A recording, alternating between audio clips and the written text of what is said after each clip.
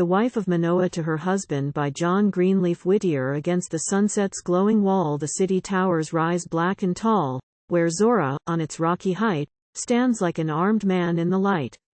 Down Eshtaol's vales of ripened grain falls like a cloud the night amain, and up the hillsides climbing slow the barley reapers homeward go.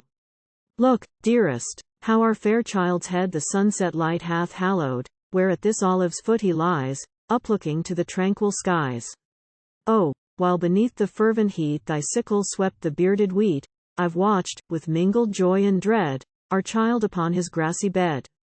Joy, which the mother feels alone whose morning hope, like mine had flown, when to her bosom, overblessed, a dearer life than hers is pressed. Dread, for the future dark and still, which shapes our dear one to its will. Forever in his large calm eyes, I read a tale of sacrifice. The same foreboding awe I felt when at the altar's side we knelt, and he, who as a pilgrim came, rose. Winged and glorious, through the flame. I slept not, though the wild bees made a dreamlike murmuring in the shade, and on me the warm-fingered hours pressed with the drowsy smell of flowers.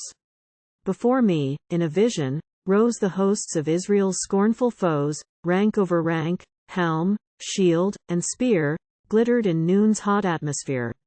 I heard their boast, and bitter word, their mockery of the Hebrews' Lord. I saw their hands his ark assail, their feet profane his holy veil. No angel down the blue space spoke, no thunder from the still sky broke, but in their midst, in power and awe, like God's waked wrath, our child I saw.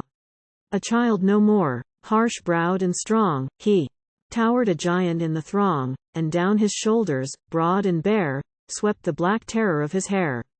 He raised his arm, he smote amain, as round the reaper falls the grain, so the dark host around him fell, so sank the foes of Israel.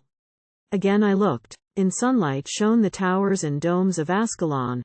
Priest, warrior, slave, a mighty crowd within her idol temple bowed. Yet one knelt not. Stark, gaunt, and blind, his arms the massive pillars twined, an eyeless captive, strong with hate, he stood there like an evil fate.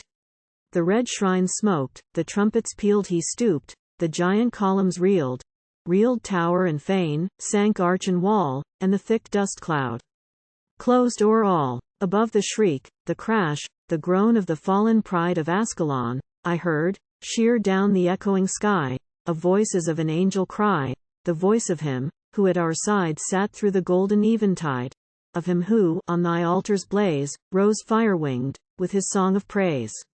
Rejoice o'er Israel's broken chain, grey mother of the mighty slain. Rejoice, it cried, he vanquisheth. The strong in life is strong in death. To him shall Zorah's daughters raise through coming years their hymns of praise, and grey old men at evening tell of all be wrought for Israel. And they who sing and they who hear alike shall hold thy memory dear, and pour their blessings on thy head, O mother of the mighty dead. It ceased, and though a sound I heard as if great wings the still air stirred, I only saw the barley sheaves and hills half hid by olive leaves. I bowed my face, in awe and fear, on the dear child who slumbered near. With me, as with my only son, O God, I said, thy will be done.